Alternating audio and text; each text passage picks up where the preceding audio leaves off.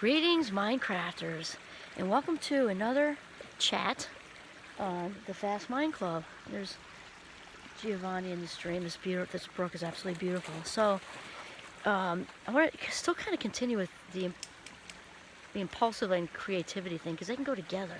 And the thing is, this is very much a double-edged sword, which is actually the TED Talk I did about a year and a half ago. Very nice people in New Hampshire. One of the greatest experiences I can remember professionally. Just wonderful people. Anyway, so I talked a lot, and this starts with childhood. So obviously we all know your typical Dennis the Menace, which you know how I feel about that stereotype. But kids often get in trouble for one thing, and then usually there's not as much praise when they're impulsively creative for doing something else, which is one way we can certainly make a change there. And I was actually thinking just an example, because back in the 70s, I think it was also a little bit more innocent time. But I remember being in, hi Giovanni, in 7th grade, I think it was, and kids, this is just my opinion, it seemed just younger then. There were no cell phones. We played longer, older. And anyway, so we had heard this rumor in 7th grade that there was an underground, I'm down in New York, I should let you know, it's kind of a suburban area, New Paltz, New York. And we had heard that there was an underground passageway to the Stewart's ice cream shop right across the street. Now, how do you not do that, right? How do you not explore that? And again, back then, there was nothing could be farther from our heads than being destructive or doing anything. We were all about the hot fudge sundaes instead of gym class. That's just all, or better yet, math, right? And so I kind of got together my teen girl posse, and we heard where the entrance was, which was there actually. And down we went, and down under the ground we went, under the school, and then we followed these directions right to a T, and we turned this kind of circular door around. You can't make this stuff up. Well, I guess you could, but I'm not. And lo and behold, we popped out right in the middle of Mr., I forgot his name now, shop class. Bright lights hit us like a brick wall. Students everywhere, and we got busted, long story short. So that landed us in the principal's office. So we have that, and so like there was a curiosity thing, right? We really planned it. We had flashlights, and we were had a little map, and we were planning to I don't know how we ever thought this was gonna work smoothly, but we did, being 12 or whatever we were. And it didn't. We got busted. So there's that. And then sort of in the same range, actually I think it was younger, about 10 or 11, this is just same thing, different sizes. One negative, principal's office. It was a lot of fun, but I got in big trouble for that one. And then the other side of that is we had a prowler in the neighborhood. I think I was about 10 or 11, something like that. And prowler, if you don't know, is a 70s term for sexual predator, which is what we would say now. But back then, everything was just, smoother and maybe not to scare the kids, I don't know. But this guy had been seen a bunch of times, like more than half a dozen times. And there was a description. I remember still, he was short, blonde, stocky.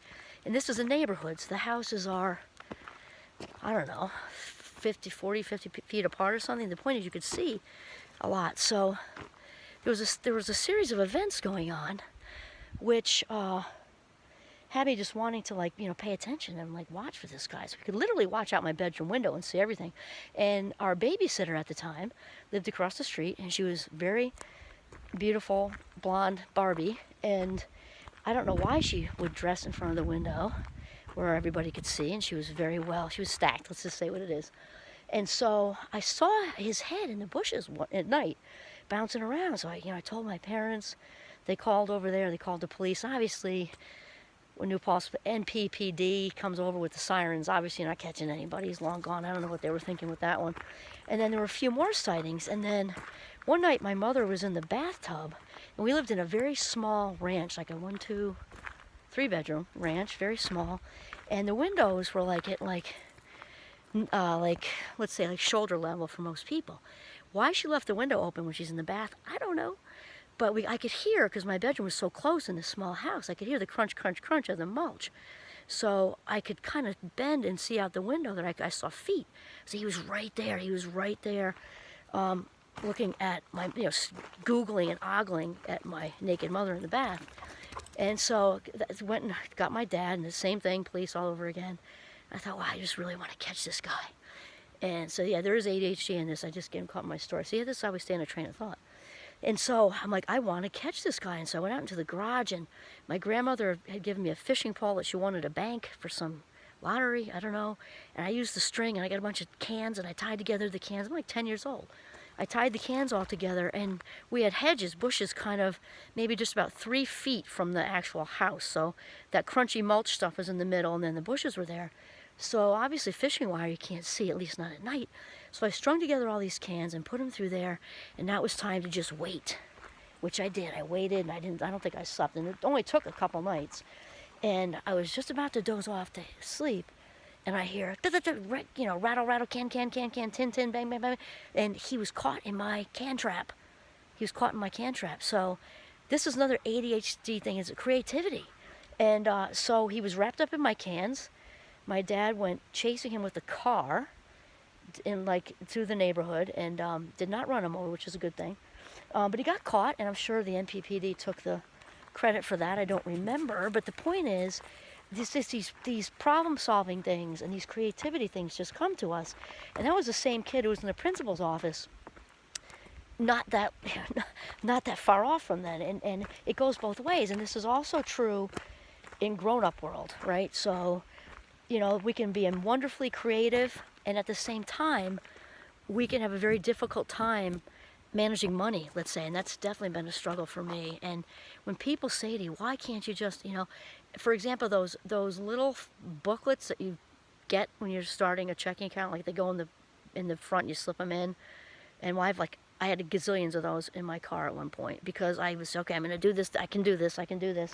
And I'd start, I'm going to turn over a new leaf, I'm going to write everything down, the date and the check number, and then I could maybe hold up for 3 days, and I'd be in a rush, and I'll do that later. And so the proof in the pudding, again, no proof in psychology, will demonstrate, not just we have to just say it, because that's a cliche.